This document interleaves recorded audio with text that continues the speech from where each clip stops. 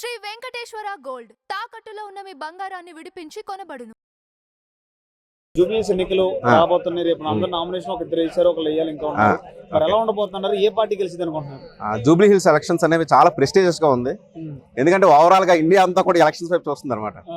దేనికంటే Jubilee hills అనేది చాలా ప్రెస్టీజియస్ ఇష్యూ అయినప్పటికీ కూడా మాగంటి గోపీనాథ్ గారు చనిపోవడం, తర్వాత వాళ్ళ మిసెస్ గారు పోటీ చేయడం, ఇటువైపు రెప్యూటెడ్ పర్సన్ కాంగ్రెస్ తరఫున నవీన్ యాదవ్ గారు కంటెస్ట్ చేయడం, అలాగే సెంట్రల్లో బీజేపీ ఫామ్ లో ఉంటే ఖచ్చితంగా మన జూబ్లీ హిల్స్ లో మనకు ఒక మార్క్ ఉండాలని చెప్పేసి దీపక్ రెడ్డి గారు కూడా కంటెస్ట్ చేయడం జరుగుతుంది అనమాట.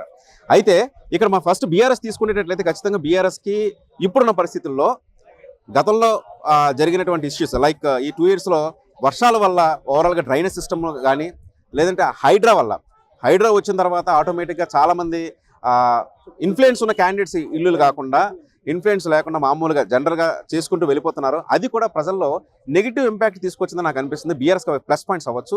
అట్ ద సేమ్ టైం వీటన్నిటితో కలిపి బీఆర్ఎస్కి బాగా వర్కౌట్ అయితే సెంటిమెంట్, అంటే ఆవిడ సింపతికి ఏమి ఆడకపోయినప్పటికీ కూడా ప్రజలందరిలో కూడా అరే గోపీనాథ్ గారు చనిపోయారా, ఎలాగైనా సరే మనం గెలిపించాలి అనే సింపతి వర్కౌట్ అవుతుందేమో అనిపిస్తుంది బీఆర్ఎస్ వైపు చూస్తే.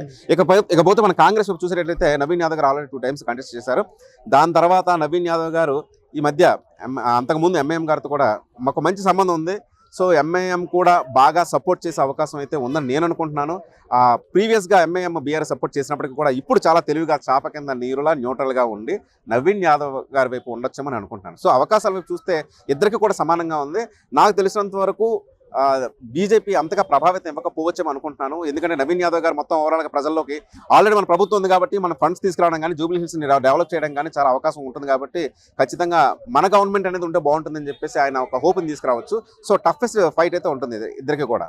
ఇప్పటి వరకు ఎవరికి బస్ ఎక్కువ అంటారు, ఎవరు గెలిచే అవకాశం చెప్తున్నారు ఇప్పటి వరకు అయితే చెప్పలేము, కానీ ఇద్దరు కూడా చాలా ఫైర్లో ఉన్నారు. అది యాక్చువల్గా ఒక పోలింగ్ పరంగా చూసుకునేటట్లయితే ఒకరికి అవకాశం ఉంది, ఒకరికి అవకాశం లేదని చెప్పొచ్చు.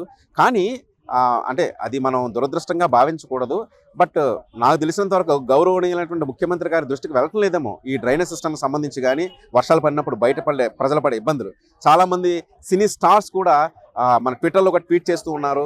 సో చాలా ఇబ్బంది పడుతున్నాం అని చెప్పేసి. At the same time Hyderabad నష్టపోయిన ప్రజలు కానీ, అంటే జూబ్లీ హిల్స్ సంబంధం లేకపోయినా మా వరకు వచ్చిన తర్వాత మేము కూడా ఇబ్బంది పడతామేమని చెప్పేసి చాలామంది కొంచెం నెగిటివ్ ఇంపాక్ట్ వెళ్తుందేమని నాకైతే అనిపిస్తుంది. అది బీఆర్ఎస్కి ప్లస్ అయ్యి కొంచెం బీఆర్ఎస్ ఒక 1% ఎక్కువగా ఉందని నేను అనుకుంటున్నాను. జూబ్లీ హిల్స్ బై ఎలక్షన్ వచ్చింది. మాగంటి గోపీనాథ్ గారు చనిపోవడం వల్ల November 11th ఎలక్షన్ పెట్టి November 14 రిజల్ట్ రాబోతుంది. సో ఇప్పుడు ఎలా ఉంటుందంటే రాజకీయ నాయకులకి, రాజకీయ పార్టీలకు ఎలా ఉంటుందంటే జూబ్లీ హిల్స్ బై ఎలక్షన్ వచ్చింది అనుకోండి, ఏదైనా కానీ ఎలక్షన్ వస్తే ఒక్కసారిగా నియోజకవర్గం మీద పడిపోతారు. ఎక్కడ లేని ప్రేమ ఒక్కసారికి వచ్చింది, ఎక్కడ లేని నడవడికంతా జనాల్లో తిరగడం కానీ, సమస్యలు తెలుసుకోవడం కానీ ఇన్నాళ్ళు లేని ఇప్పుడు వచ్చింది.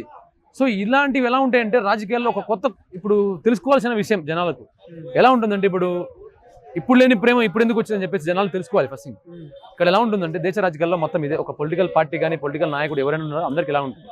ఇప్పుడు కాంగ్రెస్ పార్టీ నుంచి నవీన్ యాదవ్ గారు వచ్చారు, మాగంటి గోపీనాథ్ గారు భార్యకి ఇచ్చారు బీఆర్ఎస్ నుంచి. ఇప్పుడు నాకు తెలిసి బీజేపీ నుంచి లంకల్ దీపారెడ్డి గారికి కన్ఫర్మ్ అయినట్టుంది ఇందాకే. సో ఆయన కన్ఫర్మ్ అయినట్టుంది టికెట్.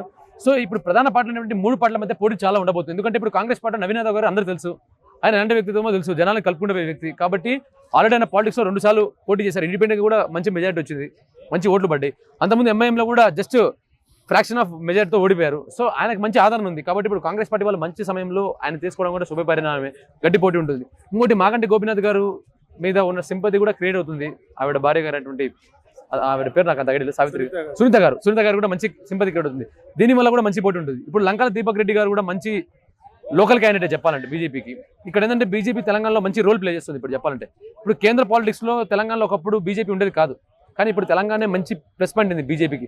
బండి సంజయ్ గారు కానీ, లేకపోతే ధర్మపురి అరవింద్ గారు కానీ, కిషన్ రెడ్డి గారు కానీ, ఈటెల రాజేందర్ కానీ, వీళ్ళందరూ ఎలా ఉన్నారంటే ఇప్పుడు మంచి 3 స్తంభాలుగా మారిపోయారు సౌత్ ఇండియాలో, మంచి బీజేపీకి పిల్లర్స్ అయిపోయారు. సో వీళ్ళు కూడా ఎలా ఉంటుందంటే మంచి పోటీని ఇస్తుంది. ఇక్కడ ఎలా ఉంటుందంటే పోటీ అనేది చాలా టఫ్గా ఉంటుంది. సో మనం ఏంటంటే ప్రధాన పార్టీలే చూసుకుంటాం ఇప్పటికైనా, కానీ నార్మల్ పార్టీస్ కూడా మనం తీసుకోం. ఎందుకంటే ఇప్పుడు నిరుద్యోగ యువత ఎవరైతే ఉన్నారో, ఎవరైతే ఉంటారో వాళ్ళు వెళ్ళి నామినేషన్ వేయబోతున్నారు. మీరు నిన్న న్యూస్ చూసారో లేదో, దగ్గర 16 నామినేషన్లు ఒక గంటలో పడ్డాయంట. 16 మంది వెళ్ళి నామినేషన్ చేశారంట నిరుద్యోగులు. అంటే అదేంది, ప్రభుత్వ వ్యతిరేకత ఎవరైతే ఉంటుండ్రో, ఉద్యోగాల కోసం ఎవరైతే యువకులు ఉంటారో వాళ్ళు వెళ్ళి నామినేషన్ జరిగింది. జస్ట్ నేను న్యూస్లో చూశాను. సో ఇది ఎలా ఉంటుందంటే ప్రభుత్వం మీద వ్యతిరేకత అయితే ఏదైతే ఉంటుందో దానివల్ల ఓటు చీలే అవకాశం ఉంటుంది.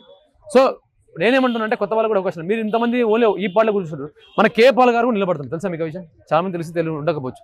మన పాల్ గారు కూడా పోటీ చేస్తున్నారంట. అది చాలా మంది ఆయన ఎలా అనిపిస్తుంది అంటే నేనేమంటున్నా అంటే కేవలం ఈ పార్టీకి కాంగ్రెస్ బీజేపీ బీఆర్ఎస్ కాకుండా కొత్త పార్టీలకు కూడా అవకాశాలు ఇవ్వాల్సిందని చెప్పేసి నేను అనుకుంటున్నాను. ఎల్లకాలం వీళ్ళకైనా అవకాశాలు ఇచ్చి ఒకసారి అవకాశం ఇవ్వండి కొత్త పార్టీలకు కూడా. సో దయచేసి పాల్గారు లాంటి నాయకు కూడా మీరు అవకాశం ఇస్తే ఆయన ఏం చేస్తాడో చేసి చూపించగల సత్తా గల ఉన్న వ్యక్తి ఆయన. సో అది ఆయన లాంటి వాళ్ళు కూడా రావాలి రాజకీయాల్లోకి, ఆయన లాంటి వాళ్ళు గెలవాలని కోరుకుంటున్నాను.